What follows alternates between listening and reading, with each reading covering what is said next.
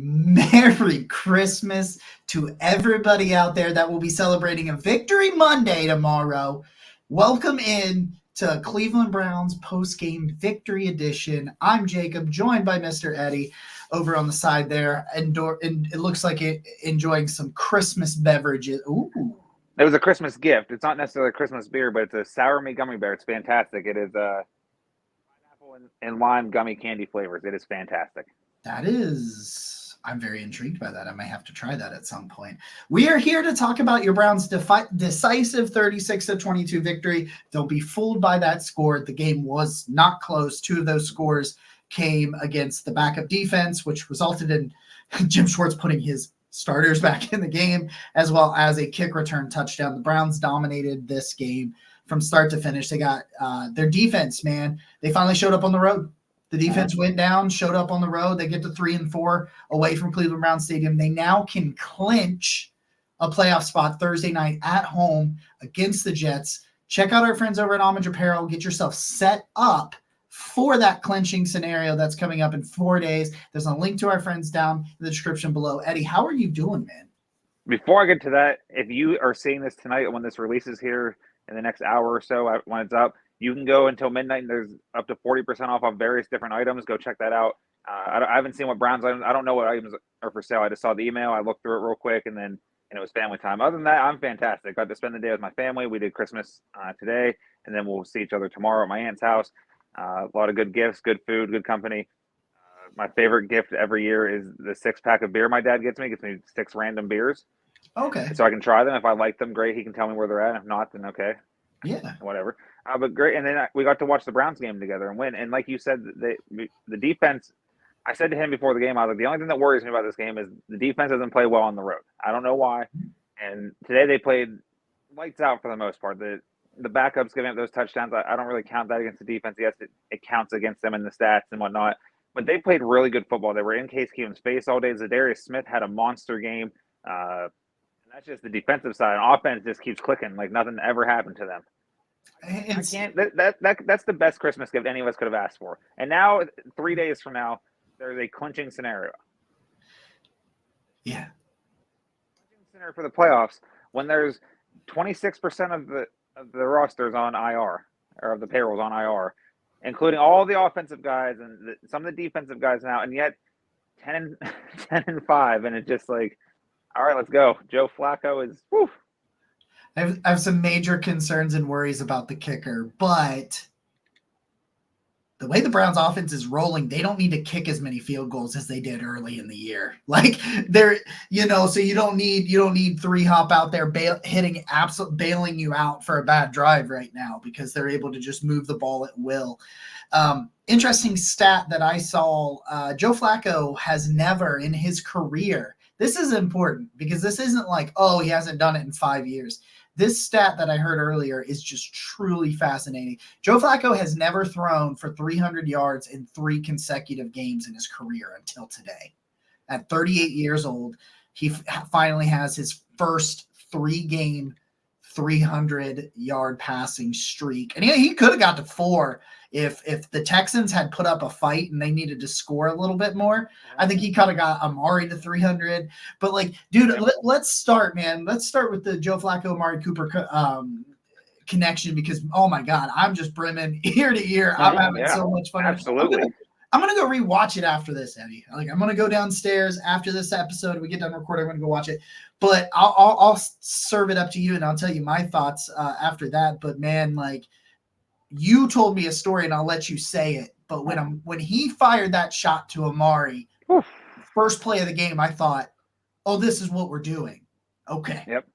Yeah, that was fantastic. So my dad and I don't get to watch many Browns games together. We'll text every week about them, and we'll send what beer we're drinking for the game and what rituals we're switching up. And so if he starts with a certain beer and they're not playing well, he'll switch to another one. And it's worked like 4 or 5 times this year. So we got to watch the game together. And a lot of times when we watch games together, they've lost. Outside of the Myles Garrett, Mason Rudolph helmet game, that's the only time I think we've ever watched them win together, whether on TV or in person. We were in person there.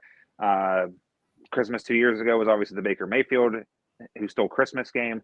Shout out to him, though. He's playing extremely well, so shout out to him. I love that story.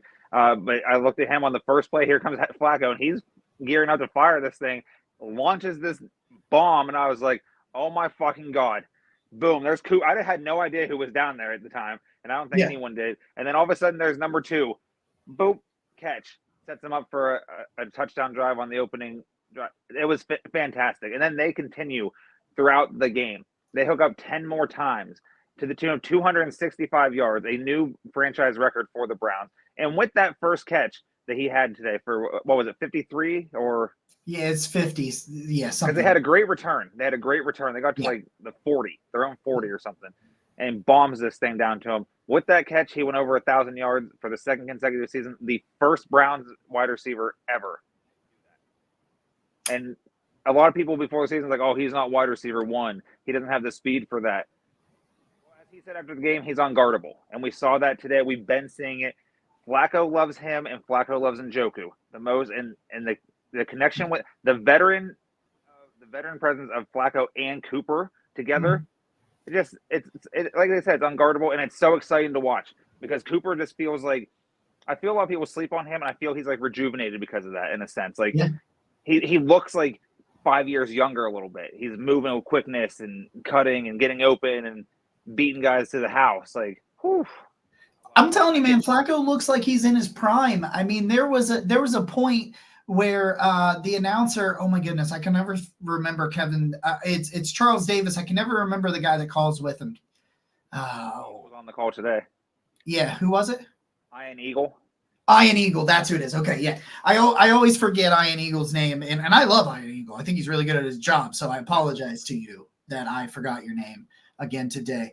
But that Njoku touchdown, from the throw to Njoku, I mean, Ian Eagle said, there's another elite throw from Joe Flacco. And it's time to stop being like, well, Joe Flacco, whatever. Dude, he has been an elite quarterback for a month at 38. Yep. I don't know. I don't know if the magic's going to wear off or he's going to turn back into a pumpkin. But right now, he ain't showing any freaking signs. And they're not running the football. They had 1.8 yards per carry again. And in this situation, they get 1.8 yards per carry. And Flacco is still thriving on play action, man, because the fact that the Browns will continue to commit to the running game, regardless of if it's working or not, there's still a legitimate threat. Like, hey, we can't not defend the run. Like, even though we know they're going to hit us with play action, we can't not defend it because we've seen the Browns in the past. And, and of course, a lot of that has to do with a healthy offensive line and a healthy Nick Chubb. We've seen them run the ball and be committed to that. But Joe Flacco right now, man, I've never seen a Browns quarterback play like this in Cleveland. And like Mary Kay, a nice thing you wanted to see, you mentioned the Amari Cooper, and Mary Kay just wrote an article she put out, and in the tagline she basically said that in this article she's making a case for why Amari Cooper is the best wide receiver in team history, and I don't understand why you would argue against it. Amari said he's like, if there was opportunities, I feel like I could have had 300. He's like, I'm unguardable. Yeah. And it's like, and you have an elite quarterback, a 38-year-old elite quarterback. And I'm just saying, man, that one interception was because they didn't have a kicker to kick a field goal. So yeah, they punted it basically. Yeah, and he underthrew Marquise Goodwin because he got a little greedy on the deep ball. He got a little greedy. I do think Marquise Goodwin could have played defense there. He sort of it. Stopped, but at the same time, I saw it on the replay, and his momentum was the opposite way. So it is a little bit tougher to shift your whole momentum in that split second. So that was basically another punt. Yeah, because he threw it to like the 15. Kevin Stefanski, man, what's the difference in Joe Flacco since he left the Ravens in this year? And I mean, it's got to be Kevin Stefanski and Amari Cooper and David Njoku. Those three right there. He's got him.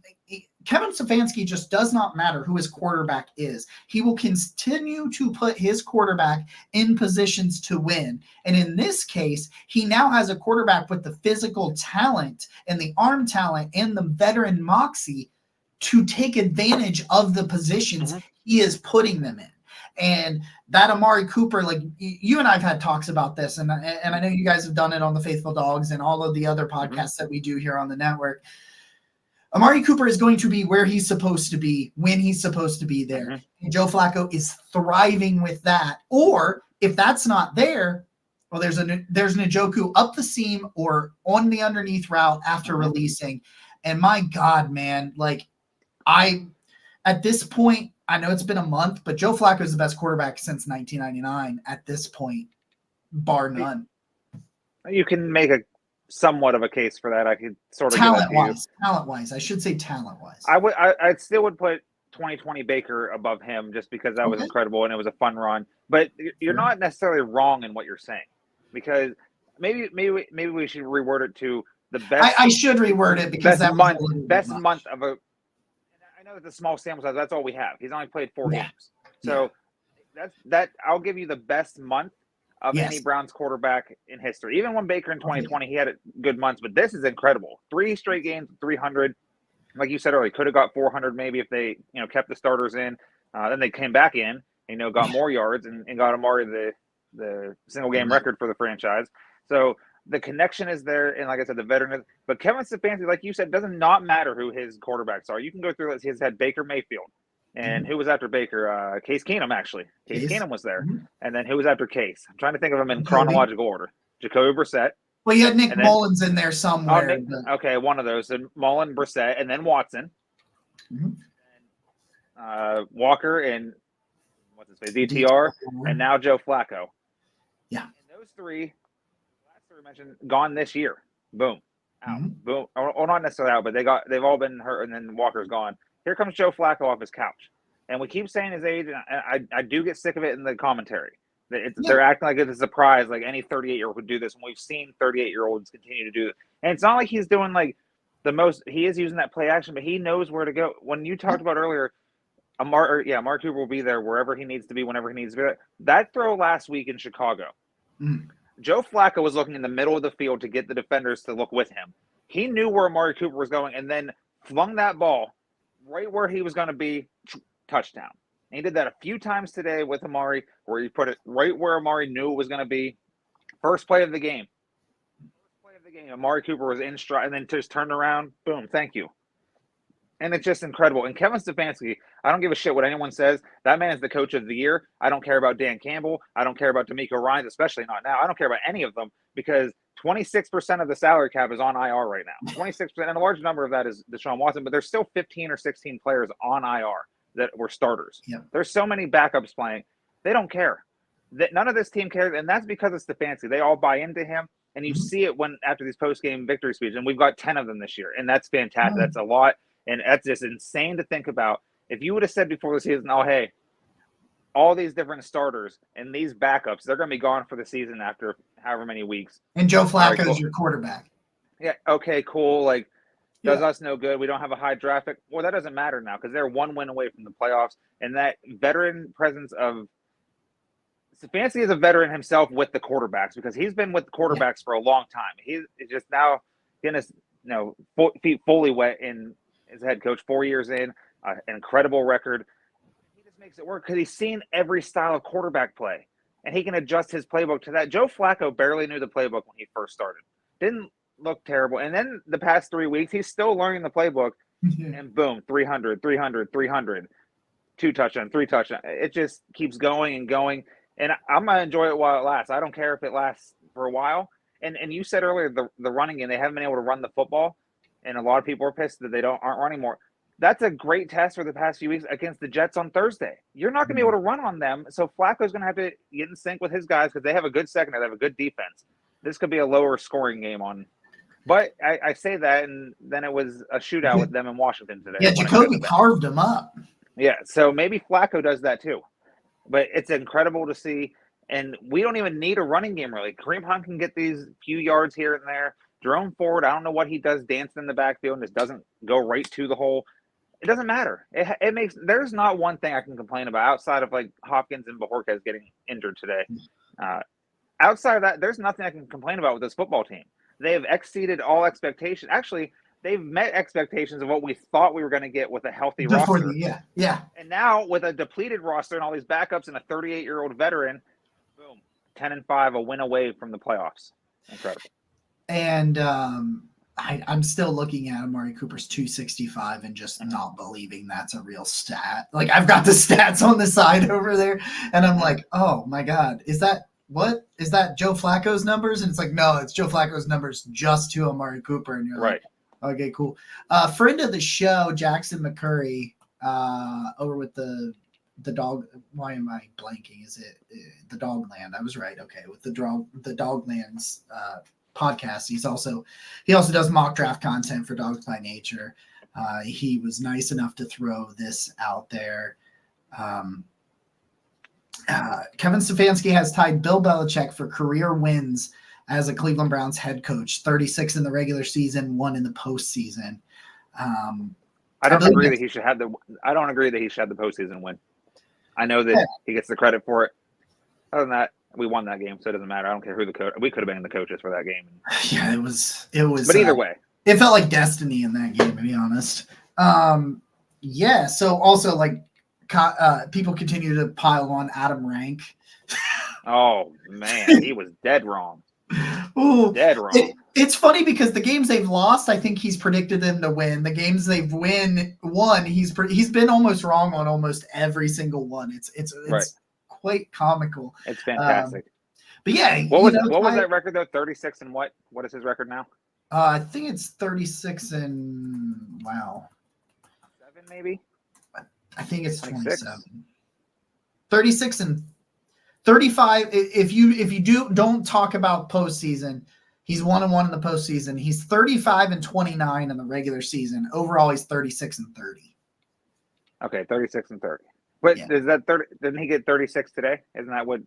No, that's with the postseason. Oh, with the postseason. Okay, that's still incredible. Think about how many coaches have been here throughout the years, and a lot of people want to pile on him, and because they don't run the ball all the time, and even though they still run the ball almost the most in the NFL, if not the most, and that's probably went down the past couple of weeks. But the fact that this man has this team cooking like he is, whew. Did you know he was Catholic? I believe so. I believe he went to a Catholic high school. He did, but I didn't. I guess I knew he went to a Catholic. Interesting, because I didn't realize he was Catholic. That's crazy. What about that? But the way that he has coached this team, and we talk about this ad nauseum, and me and you and our network cohorts, we've all defended this man a lot, and especially the people who just don't get it. They just want to be negative for the sake of being negative. And I'm not even going to give them names to say, oh, I'm not blessing them with that for this Christmas. F them. I'll be nice and say F instead of the actual word. But, like, there's nothing you can tell me that's going to be bad against Kevin Stefanski. Oh, the defense gave up this. Oh, that's on Stefanski. Oh, it's not on Schwartz. Oh, the Browns won the game. Oh, Schwartz won it.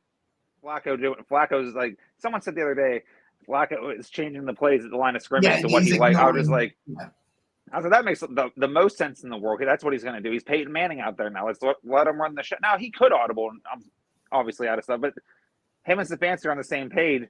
Amari Cooper is dialed up wide open a lot, and Njoku is open a lot. Elijah Moore is open a lot. Even Cedric Tillman is open quite a bit. Yes. He had a great catch on the first drive, or was it first drive? No, second drive, sorry. And he extended for the play. It's just that connection of coach and quarterback being comfortable with one another. They've been together a month, and you would have thought that Joe Flacco was the starter the whole season, and the Browns were just world beaters. They signed him on November 20th for anybody that's curious about that. So to wrap up on the offensive side, I don't know, man. I just think that Amari Cooper said it in the post game. We always do this. What am I doing? I need to get the post game video up, the locker room speech up on the. We're going to talk about this locker room speech here because I'm going to put it up on the screen here. We like to do that on these post games. So let's get it up here. And if you haven't already, here's Kevin Stefanski in the locker room post victory today. Journey continues. Okay, that's number 10. All right, that's number 10. Now, this is a resilient bunch. Sometimes you try to prove how resilient you are, okay, in the last fourth quarter there. Okay, but take care of our business, and that's what we did today. Defensively, 2 takeaways, JOK and Duran.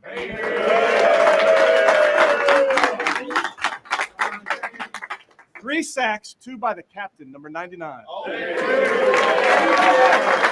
love, man. I love each and every one of y'all, man. Let's just keep going. Come on, baby. Let's just keep going, man. This is 1-0. We went 1-0 this week. So, man, let's just keep it going, baby. Get to the playoffs. Yes, sir. Playoffs. 27 to 42. 368 yards and three touchdowns. Browns record. 265 yards. 11 catches, 2 touchdowns by number 2. Hey, man. Hey, let's keep going 1-0 every week, bro. When we play our brand of football, nobody can play with us, man. Say that. I love you, boys. That's what I wanted to get to. Also, by the way, whoever went, damn. I love that. I'm gonna listen to that forever. Whoever that was, I need somebody to find out who that was because that cracked me up. I bet you Cameron Justice is on it by the end of the night or tomorrow, depending on how busy she is with the holidays. I bet you she'll have it. If anybody's gonna have it, it'll be her. That's right. Shout out to Cameron. She's great. She's fantastic. Been on the show before. Really enjoyed her time. They're right, man. That offense, man. When they play like that and they're slinging it out and they're locked in like that and playing their football, man. They're great. Let's shift to the defensive side of the ball before we. Which the same thing can be said about them. They Yeah, their brand of football. No one's beating them. Like, I want to talk about Zadarius Smith was an absolute menace, but I want to talk about somebody who got another sack today. His name's Alex Wright. I tried to tell you. I did. If you have been rocking with Jacob since whenever Alex Wright was coming in, you would know that from day one, that's who he's been. He's wrote numerous articles. At the time was Dog Pound Daily, and now he writes elsewhere. But he was writing about this guy, and he was the one on Twitter all the time campaigning for it. And I don't know shit about the draft. I always say that. I always go by him and Randy Gersing and a lot of other smart people when it comes to draft things because I don't watch college football. I don't watch tape like that. But I read this. I'm like, all right, let me see about this. And I look into it, do my own research. Dang, okay, he's impressive. Okay, alongside Miles would be good. Learning from Miles, great. And now he's been contributing at a good pace. And some of that's because he has to because he's filling in for backups. But he was still in the rotation a little bit. Now he's getting more opportunities. But you've said it all along. That has been like your draft crush since whatever year that was, last year, the year before. Last year, yeah. Last year, and then ever since then, you've been the biggest one leading the charge. So I love it, man. I feel like a proud parent or something. Like he's like 10 years younger than me or whatever, but I feel like a proud parent. It's like they found the role, man. He came from a non-Power 5 school and had to start last year. It was never going to be good. I said he's a situation. He was one of the best run defenders on the outside in that class last year. He's really toolsy, really freaky guy. And now they're lining him up next to Miles inside. And if the guard goes down to double team Myles Garrett and a center has to try to move across to Alex Wright's face, he's not doing it. Alex Wright's far too explosive, far too long and strong. He's got incredibly long arms and legs. He's a big, big dude, and he explodes off that line of scrimmage. And when they put him next to Myles Garrett, it's just creating situations where people are not able to get down on Alex Wright. And because of that, he's exploding through there, he makes a ton of plays in the run game. He's got sacks for 2 straight games now. He's made an appearances. And when you mix that in with, you lost Mo Hurst, so you got to put Alex there more. You got to put him there more because that's the situation you're in. Ogbo, you're probably not going to get. If you get Ogbo back, it'll be in the playoffs. So you ain't going to see him until then at least. And, so you got to move some things around. Jordan Elliott's been playing well. Shelby Harris batted one for an interception today. That was awesome. I think that's the second time he's did that this year. Didn't he? Yeah, he got it to himself. He tipped it to himself the one time. No, that was Mo Hurst. Oh, damn, it was Mo Hurst. Yeah, that one was Mo Hurst, I think. But no, he did, though. I mean, he's had 5 or 6 he's got his hand up there a lot, and the ball just popped straight up in the air. And right to JOK. I mean, 2 sacks for Zadarius. Zadarius also caused the second interception. He hit Case Keenum's arm. Yeah, and so it floated up there like it was a lame duck. But this defensive line, man, we'll start there and we'll talk about the secondary in a minute. And you probably don't remember what the secondary did today because they allowed jack shit through the air. That was Denzel Ward. My dad said, "Hey, has Denzel been playing? Because I ain't seen him." And I'm like, "Oh, he's been there." It's just they're not throwing the ball to Denzel. They're like, I ain't throwing the ball at Denzel. But we'll start on the defensive line, man. Talk about what you like from the defensive line today. So what I like, and you sort of touched on it, is Myles Garrett can be double teamed, and the defensive line doesn't falter. Last year, he's double teamed, nothing's happening. There's no Okay. sack. Now it's from wherever. Zadarius Smith is starting to play a lot better recently. A lot of people were giving him flack for some reason. It's not that he was bad. A lot of people don't see the number of sacks and don't see anything else that happens.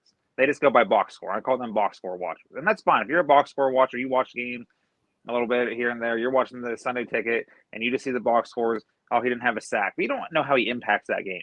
Like, for example, Myles Garrett, I don't know if he did at one point in the game. They said he did not record a single pressure, which is incredible to me. But that shout out to the Texans for game planning against that.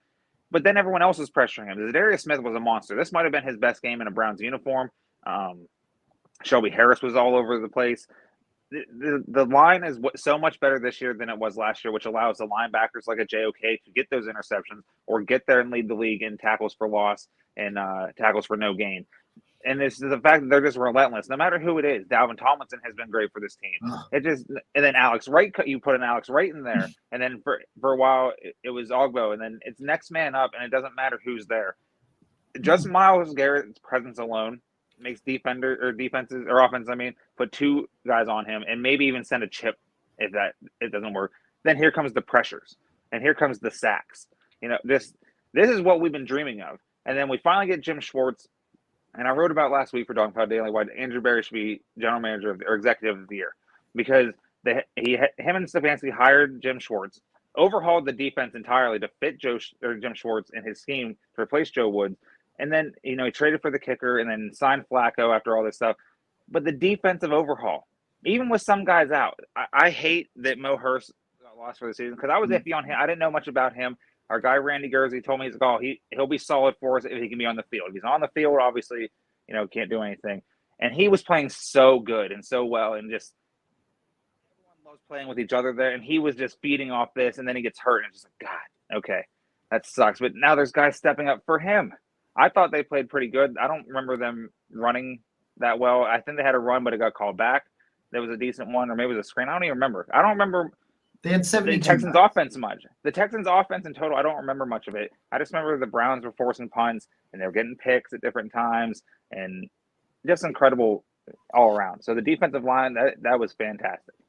I'm going to sum up the defense's performance today. Case Keenum, the starting quarterback. Now, if you Former Browns legend. Former Browns legend. If you go right now and you look up the stats, you're going to see Davis Mills had a decent day. He was 15 of 32. Oh, I'm sorry. He didn't even complete 50%. I didn't read that wrong. Anyway, Case Keenum, your starting quarterback, the guy that, a lot of Davis Mills stuff came as soon as they benched. They pulled Case Keenum. Case Keenum threw for 62 yards today. He had a QBR less than 7. Davis Mills 149. So they allowed 178 yards, another sub 200 passing game. Dude, they're allowing like 156 yards through the air or something like that this year. The Browns are. Yeah, it's something wild. That's asinine, man. Mm-hmm. That is an absolute wild stat. That is insane to me that you're doing something like that. They allowed 4.5 yards per carry. Singletary had 44 yards. He's the only Singletary had 44 yards. They had 72 total, but Devin Singletary is the only guy that had more than 9 rushing yards, and their second place was 9 yards from Davis Mills. 17 of Singletary's 44 was on one run. So that's kind of where the defense goes. They allow less than 50% completion, less than 200 yards on the game. Or I'm sorry, it's less than 200 yards after the sacks, because they threw for 211 before the sacks. So they allowed 178 net. That's Joe Flacco's. That's still pretty good. 87.3 QBR for Joe Flacco. I don't know that a Browns quarterback has ever done that. I can't recall. And because the QBR is a relatively newer stat, so right. I don't know. He's 27 of 42 for 368, 3-2. My favorite part about this game? You know why they were so successful? Joe Flacco wasn't sacked today. He's been sacked very minimally in his time in Cleveland. He was sacked 0 times. DTR did get sacked once, and that was it. That was the offensive line. The offensive line was great. They were back out there. But, man, these corners, I was getting really pissed for Martin Emerson because I'm a Martin Emerson guy. Yeah, and I me was too. like, I swear to God, if you that second one was not. The first one, okay, I can give the first one. He should have let go, and he didn't. The second one, he was within 5 yards. They were, jostling for position. He grabbed like his hip or something, like right above his hip, and didn't affect anything. The third one was awful too. The second one is the one that sticks out in my mind though, because I was just like, how? Yeah. But he's having a great year, and that the whole trio, having that trio, not just some teams have a star corner and they have like a Batman Robin. There's none of that. Like, it's not a Batman Robin type thing. It's just a three-headed monster. Pick your poison. If you want to throw this way, okay, go ahead. But all three of those guys break up passes. They've picked off passes this year. They make tackles for the most part. It's just so incredible to watch. And this is one of those games, and I forget who it was earlier this week. Someone said they weren't going to overlook Case Keenum. And that's what good football teams do. They don't overlook who's in front of them. By all stretch of the imagination, the Browns were a better football team on paper coming to this game than they proved it on the field. But this is one of those games that late in the season can be what they call a trap game, even though the Texans are in the playoff hunt. This is a game the Browns should win, and they did win. But one of those games that it could have went south if things happen on the road. But that didn't matter. First series of the game, they score, and then the defense is like, all right, cool, we got a lead. And then here comes the Browns offense again. They're up 14-0 this time. A few drives later, the defense is like, all right, cool. Now we can really be like, all right, we got a lead. Like, we got some points. Like, then it becomes 14, and then boom. And the Browns couldn't kick for most of this game. Right. That's so. So at the end, was at the end of the half, yeah, when they're going down, I was like, my dad and I were talking. I was like, they're gonna have to. I think they're just gonna go for it. And he was trying. He wanted them to do the drop kick that quarterbacks can do. He wanted Flacco to drop it and kick it through the uprights. We don't see that often in the NFL. I've only seen it like 3 times in my life that I can recall. But I was just like, oh, damn, Dad, that's cool. Like, yeah, he should do that. Yeah. Why not? And then, he threw that pick, but it doesn't matter. They had no kicking option. Yeah. At one point in the game, later in the game, D'Anthony Bell, who is not a kicker, comes in, kicks this swim, and then he sprints down the field and makes the tackle. That was my favorite play. If you would have told me that Dustin Hopkins and Corey Bojorquez would have got hurt at some point in this game and wouldn't play for a significant portion of it, I'd be like, oh, we're screwed. Can't flip the field, can't kick field goals, extra points. Didn't matter. How many 2-point conversions did they have? I believe 2. Amari Cooper, Jerome Ford, right? I believe so. Because the Ford one they did it was DTR. DTR DTR ran in the first one. And then Cooper got the second one. I thought maybe that was Ford's touchdown I'm thinking of. Yeah, and Ford's touchdown, did they come out of the Wildcat and send Joe Flacco out? Yeah, that was at first. My dad's like, oh, here's a run. I was like, I wouldn't be surprised if he flipped the ball to Flacco and he threw it to someone who's wide open. And he faked the flip to him and then just cut up and went to the end zone. But okay, 2-point conversions too. They had to. And I don't know who said it on Twitter. They're like, I don't know if there's a rivalry going here, but the Browns up this much. They don't have a kicker. It was Jason Locke-Fora, that idiot. Like, what are you saying? Like, there's no rivalry there. There's no bad blood. There's no animosity. They made one of the biggest deals in NFL history, and the Browns have won both games against them since. So, I just can't get over how good this team is playing despite all the adversity. It's such a great feeling knowing that we're not troubled in our weeks that are already busy and hectic because of real life. The Browns are adding so much joy that it's alleviating some of that. We all go through work stress, especially around the holidays. And we all go through, some of us go through financial stress because of the holidays and just being around people or not being around people for the holidays. And the Browns are giving us joy every week. What a Christmas gift they gave us. What a fantastic Christmas gift. I think it's a great place to end too, man. We're going to have some great shows going on this week on the network. We hope you guys have a very, very Merry Christmas. Most valuable thing you can give somebody is some of your time. So thanks for giving some of your time to us yet again. We love you guys so much. The Browns went out. Win it in on Thursday, brother. Win it in on Thursday. That's all that matters. Rest up. See you guys in a couple of days. As always, go Browns. Merry Christmas, go Browns.